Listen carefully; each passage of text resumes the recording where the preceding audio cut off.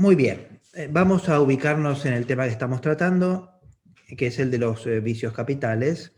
La clase anterior y lo que hicimos es una introducción general al concepto de vicio capital, y hoy vamos ya a empezar a adentrarnos en los vicios en particular. Pero bueno, recordemos el par de cosas que habíamos dicho. Básicamente, ¿qué es un vicio capital? Vicio capital es un vicio que por su importancia, por la atracción de su objeto, eh, sea por la bondad de su objeto, en el caso de algunos vicios, sea por otras razones que los hacen importantes, como iremos viendo a continuación, atraen causando a otros vicios. No sé si se puede silenciar eso, que ha sido ruido, ¿sí? Hay un ruido que suena. Que causan otros vicios. Muy bien. Entonces, vicio capital se llama capital porque es cabeza de otros vicios. Bueno, hoy vamos a empezar ya con los primeros vicios capitales y nos toca hablar en primer lugar de la soberbia y la vanagloria. Ya hemos dicho la vez pasada que según qué clasificación tomemos, como la de Evagrio, Casiano o Gregorio Magno, tendremos o no la soberbia dentro del listado. El listado que viene de Evagrio coloca a la soberbia como el último de los 8 pensamientos. Se comienza en ese listado por los más carnales, por la gula, la lujuria, etc., y se termina por la vanagloria y finalmente, en último lugar, la soberbia, porque ese listado sigue el orden del combate de los vicios. Se combate primero los más carnales, se termina combatiendo los más espirituales. Si nos da tiempo hoy, si no la próxima, diremos además algunas cosas relativas en general a la terapéutica de los vicios capitales, tal como se encuentran en Santo Tomás y en estos padres de la Iglesia. El listado de Gregorio Magno, en cambio, empieza al revés, empieza por los más espirituales y termina por los más carnales. Ahora, en este listado de Gregorio Magno, la soberbia no forma parte del listado de vicios capitales, sino que está fuera de este listado como algo que supera los vicios capitales en su causalidad. Es, para decirlo de alguna manera, más capital que los mismos vicios capitales. Los vicios capitales se caracterizan por causar muchos vicios, pero la soberbia puede causarlos todos. Su causalidad es máxima, como veremos ahora mismo. Entonces, en el listado de Gregorio se empieza por la soberbia, pero fuera de los vicios capitales y después cada uno de ellos. Por eso nosotros hoy, en el tiempo que tengamos, vamos a ver cuánto nos da, vamos a comenzar por la soberbia y de allí pasaremos a la vanagloria, señalando su diferencia y lo que es específico de cada uno de ellos. Santo Tomás, en el De Malo, que es una de las obras que, como expliqué la vez pasada, son en las que Santo Tomás expone, completa la doctrina de los vicios capitales, dice que detrás de todo pecado hay un apetito natural. De hecho, el pecado no es otra cosa que la desviación de un apetito natural, como se puede ver en la gula y en la lujuria, pero también en la soberbia, dado que es natural que el hombre apetezca su propia excelencia, es decir, llegar a la perfección. El apetito de perfección es uno de los más importantes que hay en el hombre y su desviación es la soberbia, a la que Santo Tomás define como un apetito desordenado de la propia excelencia. La soberbia es el apetito desordenado de la propia excelencia. La soberbia, como decía, tiene una especial importancia por la potencia de su causalidad. La soberbia, además de lo que significa en sí mismo este vicio y este pecado que Santo Tomás considera de los más graves, tiene un poder causal sobre los otros vicios que es enorme. De hecho, en la Suma y también en De Malo, Santo Tomás se ocupa de dos vicios que parecen tener una especialidad causal, una especial causalidad universal. En primer lugar, la avaricia o la codicia, porque según dice 1 Timoteo 6:10, la codicia es la raíz de todo pecado. Es la raíz de todo pecado. La soberbia también es principio de todo pecado, pero explica Santo Tomás, según razones distintas. Porque se dice que la codicia o la avaricia es la raíz de todos los pecados, porque el dinero permite sufragar todos los gustos desordenados que tenga una persona, y entonces con el dinero se puede hacer muchas cosas y por lo tanto pues uno puede financiar todos los pecados. Pero la soberbia es causa de la misma manera que los vicios capitales, a modo de fin. La codicia o avaricia se dice que es raíz porque en las plantas las raíces son las que, pues de las que se alimenta la planta, toma el agua por las raíces, se alimenta de allí. Y el dinero permite alimentar todos los pecados y poder llamar raíz. Pero en cambio la soberbia es causa bajo la razón de causa final. Bajo la razón de causa final. Porque por ella, para lograr su fin, que es la propia exaltación, esto es lo que aspira la soberbia, la propia exaltación fuera del orden de la razón, pues para lograr la propia exaltación uno puede cometer muchos otros pecados y adquirir muchos otros vicios. Hablando de este tema, Santo Tomás dice que tanto la codicia como la soberbia se pueden tomar de dos maneras. De una manera general e impropia y de una manera específica y propia. La manera general e impropia es la que se da en todo pecado. En todo pecado, dice Santo Tomás, hay dos aspectos. Lo que él llama la aversión a Dios, la separación de Dios por una aversión a Él, y por el contrario, por el otro lado, la conversión a la criatura, la dirección de la atención y de los deseos hacia las criaturas. De hecho, el apetito desordenado de las criaturas es el que lleva al apartamiento de Dios. Y Santo Tomás dice, en un sentido general, se puede llamar a esta codicia, a esta conversión a las criaturas, codicia, y a esa aversión a Dios se la puede llamar soberbia.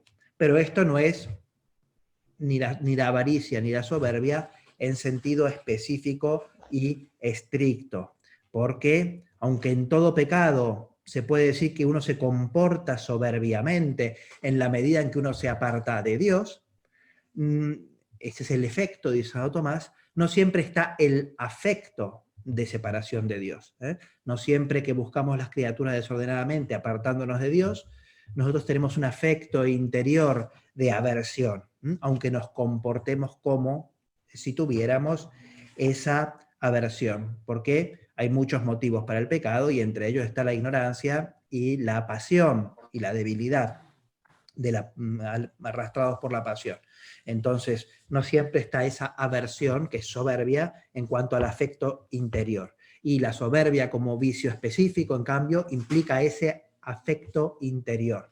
La persona busca la propia excelencia fuera del orden de la recta razón, fuera del orden a Dios, y por eso, para Santo Tomás, la soberbia es un vicio que conduce a un pecado gravísimo, y que, por lo tanto, no solo contradice a la virtud específica a la que se opone, que es la humildad, sino también a la caridad por la cual amamos a Dios por encima de todas las cosas. Casiano, un autor que ya hemos mencionado la clase anterior, un autor del siglo V, decía que la soberbia y la vanagloria son vicios distintos del resto, que aparecen en el listado, porque el resto son vicios, desórdenes carnales, mientras que estos son espirituales. Y muchas veces, incluso ordinariamente, para decirlo así, ordinariamente nos combaten interiormente, más encarnizadamente, una vez que hemos vencido a los pecados carnales. Casiano piensa que, pues, en el combate de los vicios comenzamos con los más groseros y externos, la gula, la lujuria, la avaricia, la ira, ¿eh? Y que terminamos, una vez que hemos vencido a estos vicios, terminamos con un sentimiento interior muchas veces pues de vanidad y de orgullo por haberlo hecho. Entonces, Casiano dice, los otros vicios son más groseros, aparecen más, el combate es más explícito. Pero una vez que hemos conseguido vencer, él está pensando en la vida del monje, lógicamente, pero una vez que hemos conseguido vencer esos vicios más groseros, de los que nosotros hablaremos más adelante, es entonces cuando más nos atacan la vanagloria y la soberbia, y con más dificultad. Casiano utiliza, al hablar de la soberbia, la expresión mordida. La soberbia nos ataca con una mordida más feroz cuando hemos avanzado más en la vida espiritual. ¿Por qué? Porque son vicios más insidiosos, más latentes, menos conscientes. Cuanto más méritos y virtudes parecemos tener, más nos asalta la tentación de caer en la vanidad y en la soberbia. Casiano llega a decir incluso que parece como, al contrario, cuanto más méritos se hacen, más peligro tienen estos vicios. A diferencia de los otros que tienen como, digamos, su lugar específico en lo bajo y en lo malvado, la vanagloria parece, y la soberbia parecen esconderse en los recovecos de la virtud.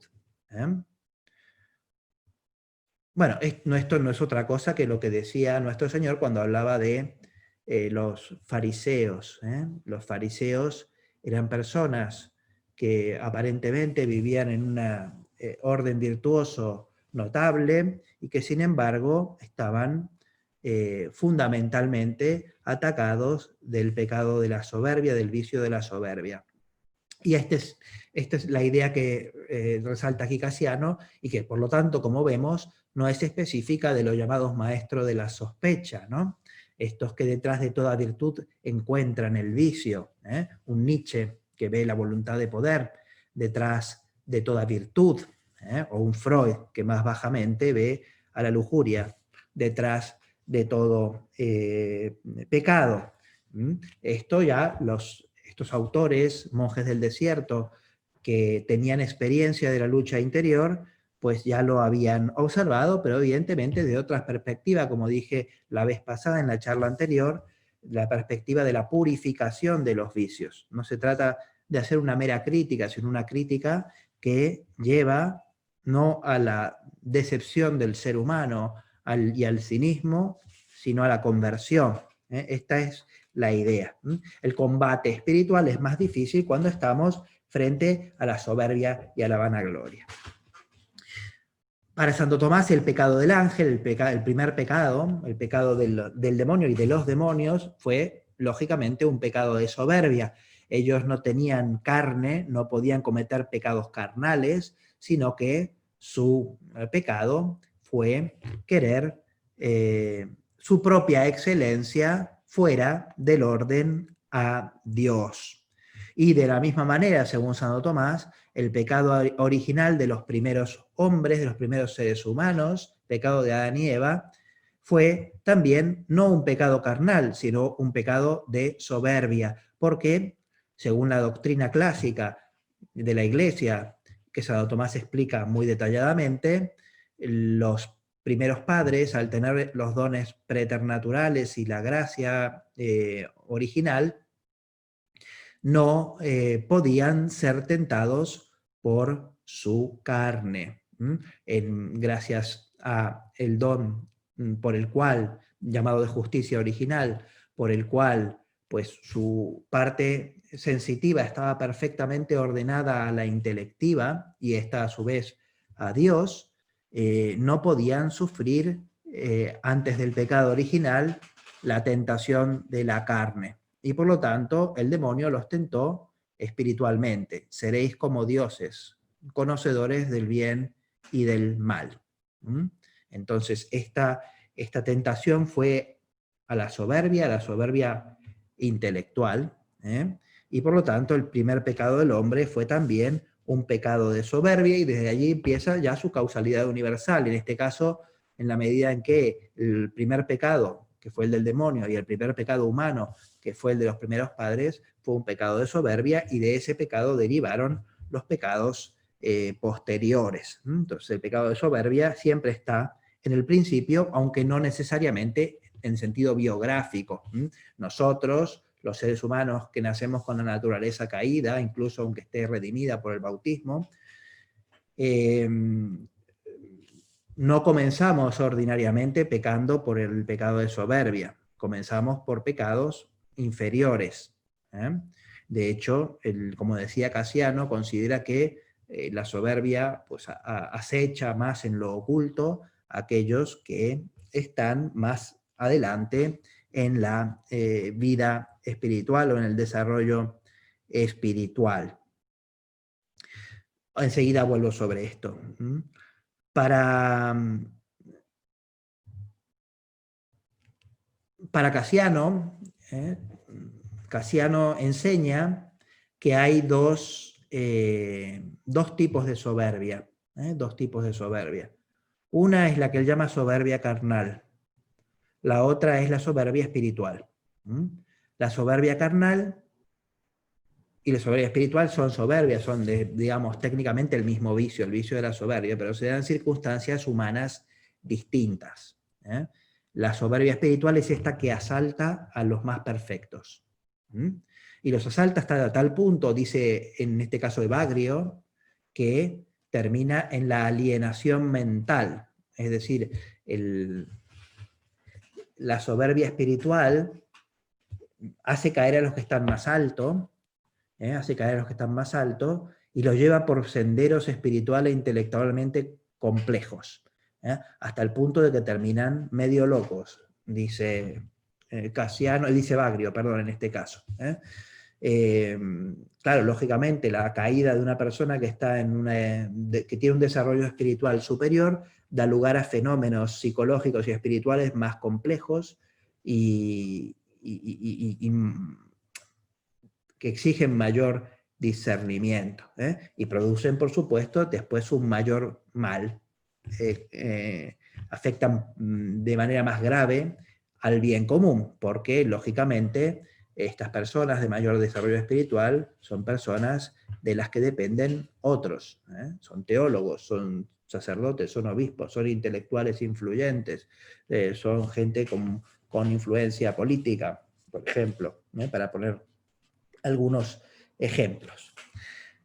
La soberbia carnal, en cambio, pues es la soberbia común, por la cual uno se ensoberbece pues, de sus riquezas, se ensoberbece de ser más fuerte que los otros, de ser más inteligente, hablando en lo humano. Es una soberbia humana, de la cual, dice Casiano, están también imbuidos muchas veces los que empiezan la vida religiosa, no solo los conversos en general, lógicamente, que se convierten con toda su estructura de vicios. Es decir, esto ahora voy a desarrollarlo más en detalle, ¿no? Pero nosotros tenemos que tener presente que la conversión es un acto muchas veces milagroso, y que uno cambia muy de repente gracias a la conversión, pero tarde o temprano Dios nos deja a la lucha con los vicios que ya traíamos.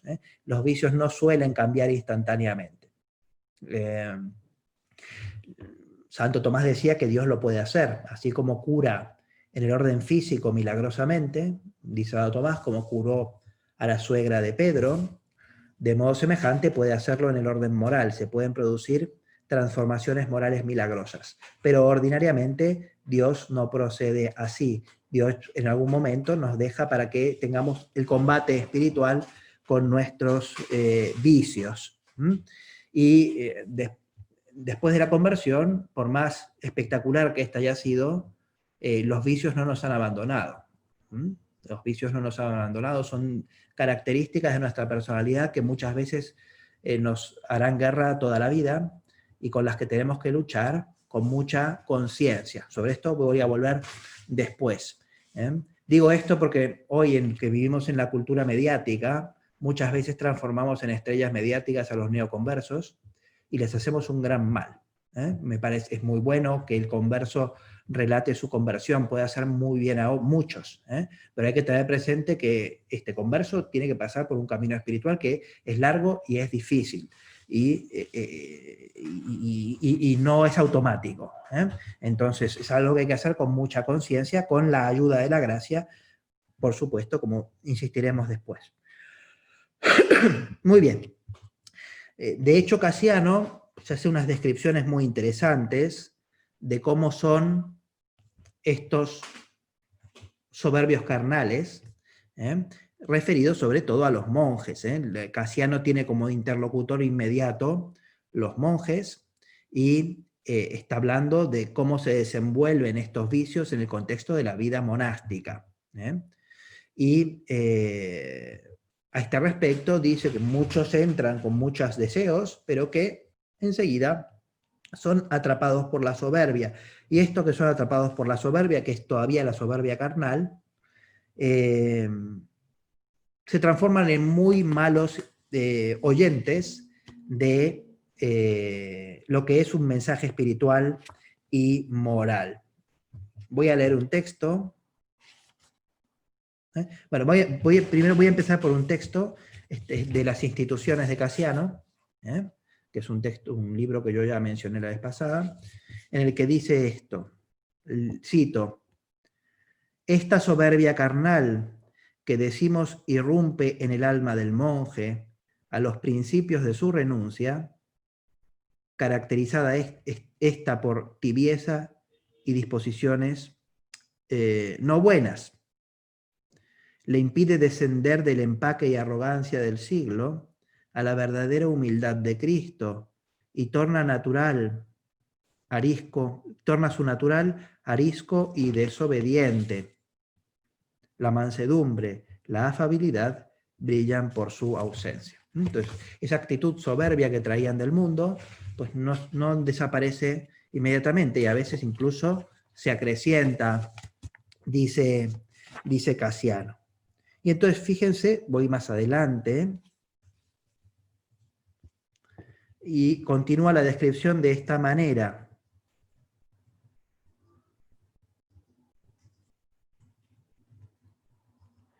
Tardo y recalcitrante, no se aviene a someterse al yugo del monasterio, ni a dejarse guiar bajo la disciplina de un anciano. No solo se desdeña de observar cualquier regla de sumisión o de obediencia, sino que sus oídos permanecen refractarios a toda doctrina de perfección. Hasta tal punto siente displicencia por la palabra espiritual que si casualmente se da alguna conferencia de esta índole, sus ojos son incapaces de permanecer quedos durante ella. Hacen ojitos mientras escucha estas conferencias. Los ojos es algo en lo que todos estos autores espirituales ponen el acento cuando hablan de la soberbia. San Benito, en su regla, que tiene un capítulo dedicado a los 12 grados de humildad, que son un clásico de la Edad Media, Santo Tomás también los retoma en la Suma Teológica, pone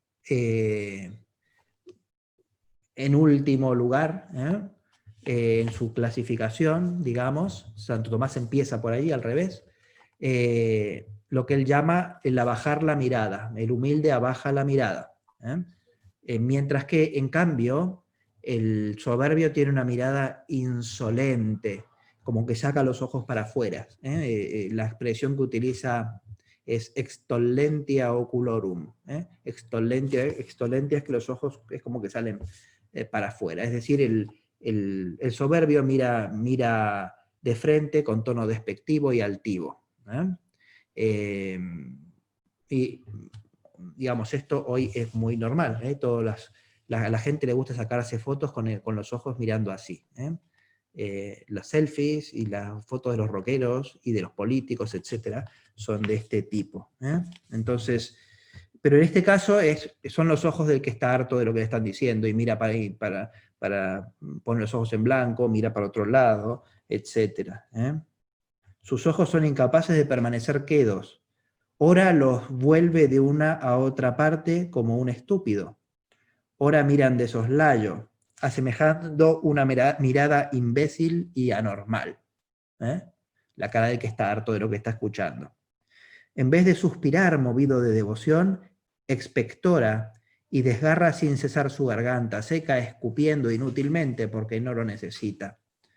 Sus dedos juegan, se mueven, trazan signos cual si escribiera. Sus miembros se menean y agitan en todas direcciones.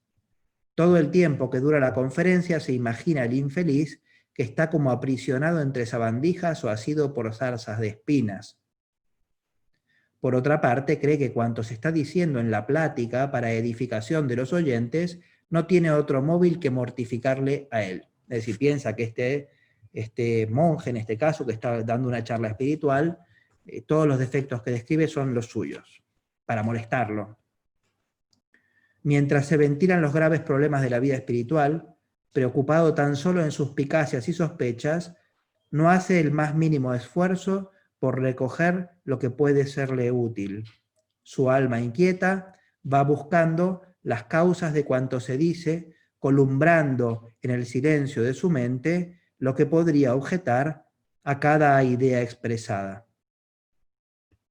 Muy bien, bueno, yo creo que ya esto como ejemplo es suficiente. Entonces, también explica Casiano más adelante en el mismo texto algunas características que son manifiestas desde el exterior del que tiene esta soberbia carnal. Fijaos.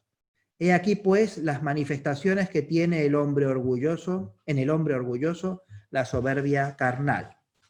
Ante todo, hay gritos en su palabra y amargura en su silencio. Cuando habla vocifera, cuando está callado es amargo. En su alegría flota una risa bullanguera y desbordada. En su seriedad, una tristeza sin sentido y una acrimonia implacable en sus respuestas. Tiene una verbosidad pasmosa y se derrama en palabras sin concierto ni gravedad. Se le nota desprovisto de paciencia, ajeno en absoluto a todo sentimiento de caridad, siendo audaz en la injuria y pusilánime en soportarla él mismo. Muéstrase difícil en la obediencia, a menos que lo que les manden esté de acuerdo con sus pretensiones y caprichos. Se trata de una soberbia caprichosa. Esta es la idea fundamental. Como consecuencia de esto, dice Casiano, con frecuencia Dios permite que estas personas caigan en pecados carnales. Caen en pecados carnales para notar su debilidad, para que ellos mismos tomen conciencia de que no son perfectos y que por lo tanto se conviertan. Las humillaciones que sufren estas personas, sobre todo estas humillaciones en la virtud, que muestran que ellos no lo son, pérdida de paciencia, desórdenes sexuales y cosas por el estilo, manifiestan que les manifiestan a su propia conciencia que ellos no son perfectos. Muy bien, esta es la soberbia. La soberbia, apetito desordenado de la propia excelencia. Esta soberbia, dice Santo Tomás, puede tener una causalidad universal sobre todos los vicios. ¿Por qué? Porque, dice Santo Tomás, por dos motivos. Primero, porque quita el impedimento para el caer en todos los pecados. Por el hecho de que uno deja de sujetarse a Dios, pues pierde aquello que lo detenía de caer en muchos otros pecados. Por otro lado, porque al ser el apetito de la excelencia, dice Santo Tomás, pues uno puede buscar la excelencia en el ámbito de todos los pecados. La excelencia en la búsqueda del dinero, la excelencia en la búsqueda del poder, la excelencia en todos los ámbitos. Y desde ese punto de vista, la soberbia los puede causar todos. Es por este motivo que Santo Tomás los deja fuera del listado de los vicios capitales, pero no fuera porque no sea importante, sino porque está por encima. Es más capital que los vicios capitales. Es, dice Gregorio, Santo Tomás lo cita, capitán, como un capitán o como un general que conduce, como si fuera su tropa, a todo el resto de los vicios. Muy bien. Pasemos a la vanagloria. Pasemos a la vanagloria. La vanagloria es sí ya el primer vicio capital. Es el primer vicio capital. Es el primero que enumera la lista de San Gregorio Magno, a la que sigue Santo Tomás, a pesar de que después otros autores occidentales, incluso contemporáneos a Santo Tomás, en vez de la vanagloria ponen directamente la soberbia. Son dos vicios que, como veremos, están íntimamente relacionados. La vanagloria es el apetito desordenado de la manifestación de la propia excelencia, mientras que la soberbia es el apetito de la propia excelencia desordenado. La vanagloria es el apetito de que la excelencia que tenemos, de la perfección que tenemos, sea conocida por otros. Este deseo de que la excelencia que tenemos sea conocido por otros, según Santo Tomás, no es necesariamente vicioso. Hay un apetito desordenado de la manifestación de la propia excelencia, pero no toda manifestación de la propia excelencia es desordenado. Para que este apetito de la manifestación quiere decir que los otros sepan lo genial que soy, viene a ser esto, que los otros sepan que soy excelente, particularmente en el ámbito espiritual, en la virtud, pero también se puede presumir del vicio, lógicamente, como sucede hoy en día, que se presume del vicio, incluso de los vicios que uno no tiene. Esto muestra el carácter tan antinatural de la cultura en que vivimos, en que la gente alardea de sus vicios, no de sus virtudes. Muy bien, entonces la manifestación, que los otros sepan que soy excelente. Santo Tomás dice que esta vanagloria puede ser, este apetito, mejor dicho, este apetito de la propia excelencia puede ser desordenado, por lo tanto puede pertenecer al vicio de la vanagloria por tres motivos. En primer lugar, si uno quiere manifestar una excelencia que no posee en realidad, como si yo quiero que la gente piense que yo sé mucho de algo, de matemáticas, de filosofía, de teología, de lo que fuera, cuando en realidad no lo sé, por ejemplo, ¿no? Entonces, o en virtud, por ejemplo, parecer paciente, parecer humilde, parecer, etcétera. Las virtudes se pueden afectar, se pueden simular, y cuando uno alardea de aquello que no tiene, pues esa manifestación de la excelencia es vana, vacua, vanagloria, en griego xenodoxia es la expresión, es una manifestación de una gloria, una manifestación de la excelencia que es vana, y es vana, vacía, en primer lugar, y sobre todo cuando esta excelencia que se quiere manifestar no existe. No, uno alardea de lo que no tiene. En segundo lugar, esta gloria puede ser vana y por lo tanto un vicio o un pecado cuando uno tiene vanagloria quiere manifestar, digamos, una excelencia que puede ser que tenga, pero que es caduca, pasajera, temporal. Pertenece a los bienes más bajos que son caducos, que pasan, como si uno alardea de que ha ganado un partido de fútbol. Perfecto, es una gloria, pero es una gloria vana. En 2 días nadie se acuerda más de esto. Entonces, y hay cosas todavía menos, más vanas que esto, ¿no? Entonces, los bienes pasajeros, los bienes caducos que pasan, esa gloria es vana. Vanidad de vanidades y todo vanidad. ¿Y qué se dice allí? Pues que todo cambia, todo pasa, nada permanece. Entonces, aquellos bienes que son más caducos, cuando uno se engríe por ellos, lógicamente da más a entender que es un insensato, lógicamente. Y finalmente, la gloria puede ser vana cuando, a pesar de que la excelencia que se quiere dar a conocer a los otros es real, puede ser que se trate de una verdadera virtud intelectual o moral, algún logro de los permanentes, de los que importan, digamos, esa manifestación de la propia excelencia, dice Santo Tomás, no se ordena a un fin útil. Cuando no se ordena a un fin útil, quiere decir, no hay que manifestar la propia excelencia porque sí, esta manifestación debe aspirar a un fin útil. ¿Cuál es el fin útil? Puede ser, dice Santo Tomás, dar gloria a Dios, dar gloria a Dios, puede ser la utilidad del prójimo, o puede ser, finalmente, la propia utilidad, que se conozca esta excelencia, da lugar a que uno entienda que por eso debe dar gracias a Dios, porque no tenemos ninguna excelencia en ningún orden que no hayamos, de alguna manera, natural o sobrenatural, recibido de Dios. Muy bien. Esta vanagloria es un vicio que para Santo Tomás puede ser a veces menos grave que la soberbia. Porque, claro, como la excelencia puede darse en muchos ámbitos, pues uno puede tener una vanidad que se refiere a una excelencia que no tiene ninguna importancia. Como dice Santo Tomás, como, para poner un ejemplo, como si uno pues, quiere que los demás piensen que uno canta bien cuando uno no canta bien.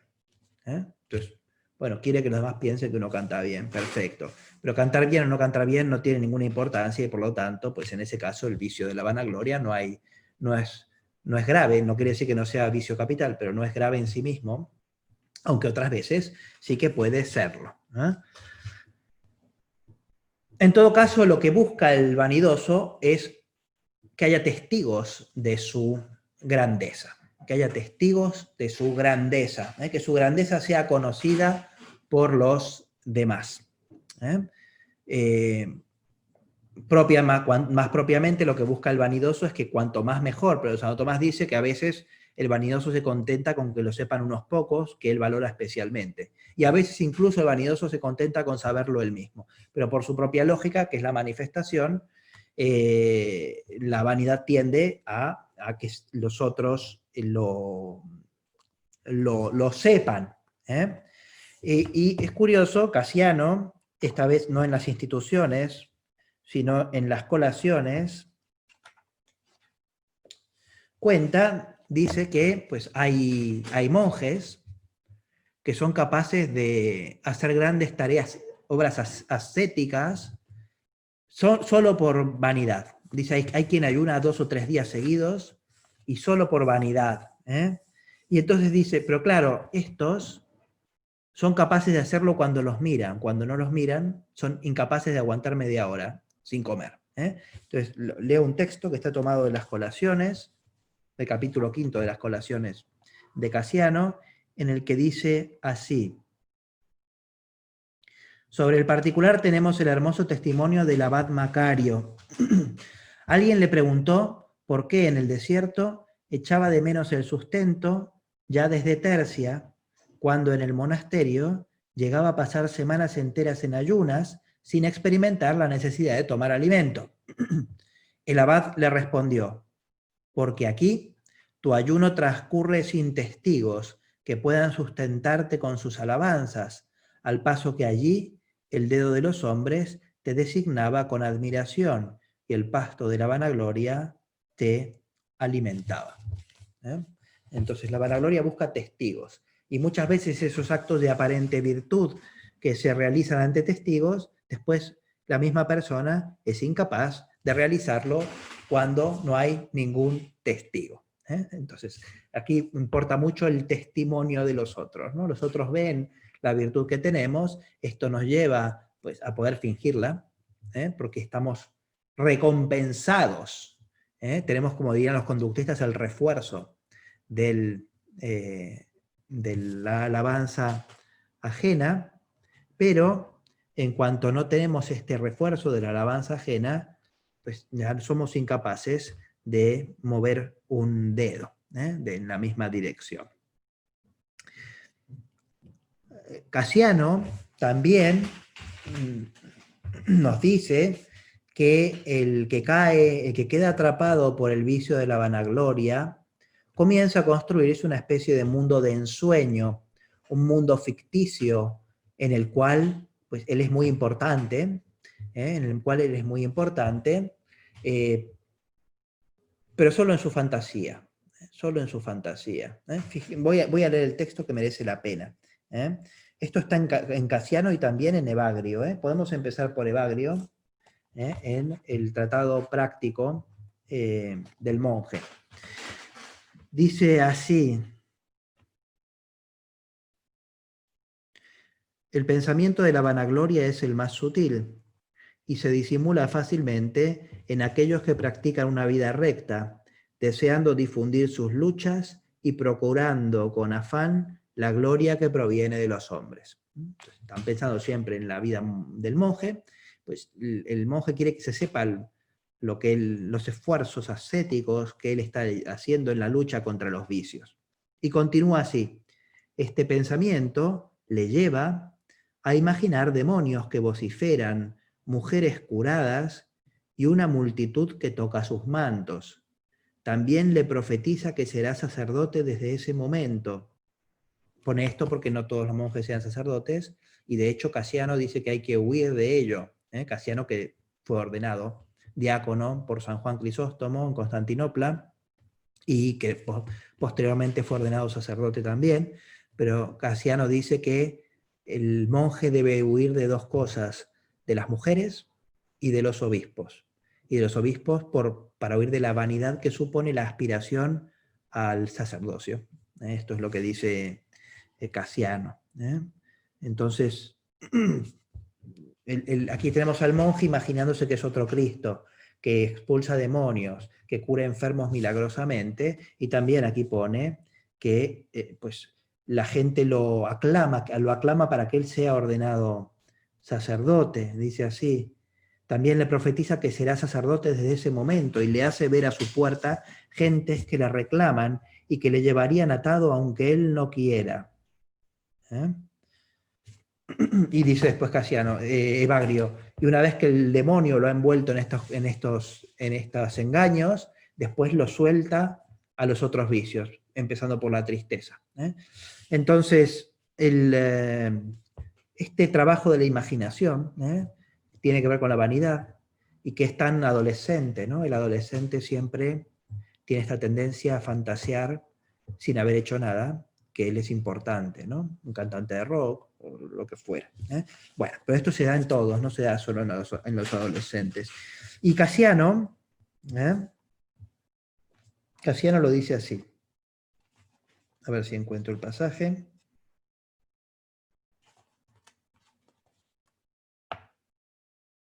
No, esto no está aquí. A ver si... que estoy en la obra equivocada. Esto está en las instituciones de Casiano, y dice así, hablando de la vanagloria, dice lo siguiente: el desgraciado que cae presa de la vanagloria, el desgraciado, juguete de tales quimeras, parece sumergido en un profundo sueño. De ordinario, vive seducido por la dulzura de estos pensamientos. Absorto en tales imágenes, ni advierte lo que hace ni se da cuenta de lo que sucede en su entorno. Ni siquiera repara en la presencia de sus hermanos. El infeliz va meciéndose cual si fueran verdad en la fantasía que soñó despierto. Entonces, en una especie de ensueño diurno, en el vanidoso, que nos recuerda mucho, no por casualidad, lo que es lo que los psicólogos llamaban el carácter neurótico. De hecho, Alfred Adler, uno de los representantes clásicos de la psicoterapia, sostenía que las neurosis eran consecuencia de un tipo de carácter particular, carácter neurótico, que se caracterizaba por la vanidad. Solo que, según la explicaba Adler, que decía que en el centro del carácter neurótico estaba la vanidad, en el neurótico se combinaban dos cosas, ¿no? Por un lado la vanidad, pero por el otro el sentimiento de inferioridad, que corresponde a lo que en el contexto en que estamos es el vicio de la pusilanimidad, del que hablaremos más adelante, porque está asociado al vicio de la asedia. La pusilanimidad es, de hecho, un vicio que pertenece al mismo espectro que la vanagloria. Son vicios opuestos a la virtud de la magnanimidad. La magnanimidad por exceso tiene como opuesta la vanagloria y por defecto tiene la pusilanimidad. Pero Adler describe un caso particular, este caso del carácter neurótico, en el cual parece darse una extraña mezcla entre vanagloria y pusilanimidad. En el fondo, la persona se siente insegura, tiene un sentimiento de inseguridad que procede del complejo de inferioridad. Pero, al mismo tiempo, siente un fuerte impulso a la autoafirmación, y a que autoafirmación por la opinión ajena. El vanidoso es dependiente de la opinión ajena, porque necesita que su valor se vea reforzado por lo que piensan los demás. Entonces se da esta dualidad, según Adler, en la mente del neurótico, que por un lado se siente inferior, pero por otro lado quiere ser reconocido como superior. Entonces tenemos aquí el caso justamente de una excelencia no presente, o por lo menos no detectada como tal por el sujeto, pero que se transforma en una necesidad de ser reconocido como excelente en el exterior, una extraña combinación de la que Santo Tomás también habla, entre vanidad y pusilanimidad. Entonces, la persona se sumerge en un mundo de ensueño en el cual es superior, pero siempre tiene en el fondo ese temor de ser inferior. Y por eso, dice Adler, con esto ya acabo con este excursus sobre Adler, pero Adler dice, el neurótico, o el que tiene el carácter neurótico, teme exponerse a las tareas de la vida, a lo que él llama las tres tareas de la vida. La vida humana natural tiene tres tareas fundamentales relacionadas con la relación con el prójimo, que son el matrimonio, en primer lugar, es decir, comprometerse con otra persona para formar una familia, el matrimonio, la dimensión esponsal, que también desde el punto de vista cristiano podríamos ver realizada fuera del matrimonio, pero digamos la dimensión esponsal de la vida humana, en primer lugar. En segundo lugar, el trabajo. Y en tercer lugar, la amistad. De hecho, para Adler, fracasar en estos tres ámbitos, o en alguno de ellos, es un signo de que hay un carácter mal constituido, lo que él llama el carácter neurótico. Entonces, las tres tareas de la vida, matrimonio, amistad, trabajo, son cosas en que el neurótico teme mucho que se manifieste su inferioridad. La vanidad le impide, digamos, la vanidad le impide exponerse al peligro de enfrentarse a estos tres problemas por el temor al fracaso, que mostraría que él no es superior, sino que él es inferior, que él no tiene la excelencia deseada.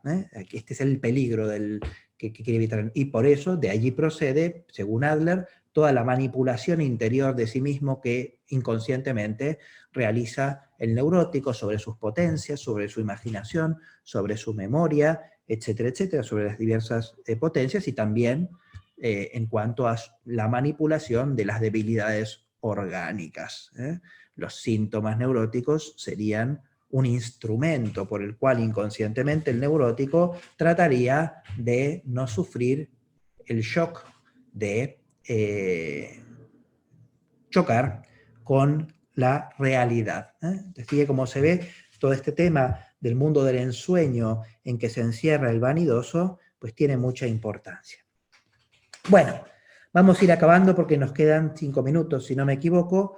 Dejo para la próxima lo siguiente. La próxima acabaremos con la vanagloria, sobre todo tratándola como vicio capital, es decir, cuáles son las, si se acuerdan ustedes, yo dije que iba a explicar los vicios capitales como una especie de constelación.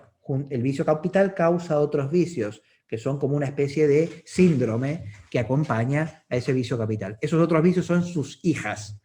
El vicio capital es madre de otros vicios que son las hijas del vicio capital. Y esto es muy interesante, aquí es donde se juega lo que es la psicología, digamos, del vicio capital, y por eso dejo para la próxima, para poder entrar en detalle, lo que serían las hijas de la vanagloria, y finalmente, después de ello, vamos a hablar de los remedios, remedios de la soberbia y de la vanagloria. Tendríamos que ir acabando aquí, no sé si hay alguna pregunta que alguien quiera que responda. La vez pasada me hicieron algunas preguntas que no he respondido. En primer lugar, una pregunta que respondí sí allí, si el prójimo es medio fin, hablando del tema medio fin, evidentemente, por ejemplo, la mujer para el marido, ¿no?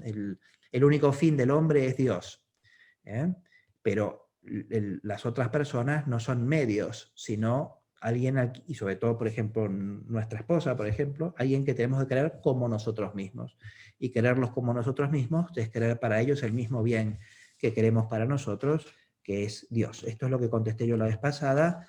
Me preguntaba alguien si el orden es hija de la caridad. Bueno, cuando la caridad es forma de las virtudes, la caridad da orden, por lo tanto, a todas las virtudes, y en el sentido, el orden es, en el sentido moral y espiritual de la palabra, sí que es un efecto de la caridad. Me preguntaba alguien también sobre cómo hacer nosotros para esto. Bueno, esto es a lo que vamos a ir cuando hablemos de la terapéutica de los vicios. No podemos abundar en ello porque tenemos 9 clases, no es infinito el tiempo que tenemos, pero diré algunas cosas de las que dice Santo Tomás y los padres de la Iglesia a este respecto. El principio fundamental es que el de la medicina clásica, como explicaré la próxima, que es que los contrarios se curan por los contrarios y por lo tanto cada vicio se cura por su visión, su virtud opuesta. Pues si no hay ninguna pregunta más, vamos a acabar como hacemos siempre, rezándole al Arcángel San Miguel y terminamos. Sí, perdón. ¿La neurosis siempre es provocada a causa de la vanagloria o simplemente van de la mano? Bueno, me preguntan si la neurosis es provocada siempre por la vanagloria. A ver, el concepto de neurosis es un concepto amplio y ambiguo, ¿no? Entonces, Adler pensaba que sí. Adler pensaba que siempre se daba detrás de toda neurosis esta combinación entre complejo de inferioridad, es decir, pusilanimidad, y vanagloria. Y efectivamente hay neurosis que son así. Lo que pasa es que el concepto de neurosis es muy amplio y, lógicamente, también sabemos que algunos neurosis, entendiendo como tal los síntomas neuróticos, son algo para lo cual hay una predisposición orgánica, como las obsesiones e incluso aparentemente algunas fobias. Entonces la cosa es más compleja que lo que pensaban estos psicólogos de inicios del siglo XX. Pero sí que hay neurosis que tienen esta compleja psicología moral detrás. Esto no cabe duda que es así. Muy bien, bueno, vamos a rezar al Arcángel San Miguel y con esto acabamos. En nombre del Padre, y del Hijo y del Espíritu Santo. Amén. San Miguel Arcángel, defiéndenos en la batalla, sé nuestro amparo contra la perversidad y acechanzas del demonio. Reprímale Dios, pedimos suplicantes, y tu príncipe de la celestial milicia, arroja al infierno con tu divino poder, con el divino poder del infierno de Satanás y a todos los espíritus malignos que andan dispersos por el mundo para la perdición de las almas. Amén. En nombre del Padre, y del Hijo y del Espíritu Santo. Amén. Bueno, la próxima retomamos a partir de las hijas de los vicios capitales y los remedios del vicio capital de la vanagloria y los remedios contra la soberbia y la vanagloria. Si hay alguna otra duda o pregunta, pues la hacen a través de la Secretaría de la Valmesiana y yo la respondo la próxima.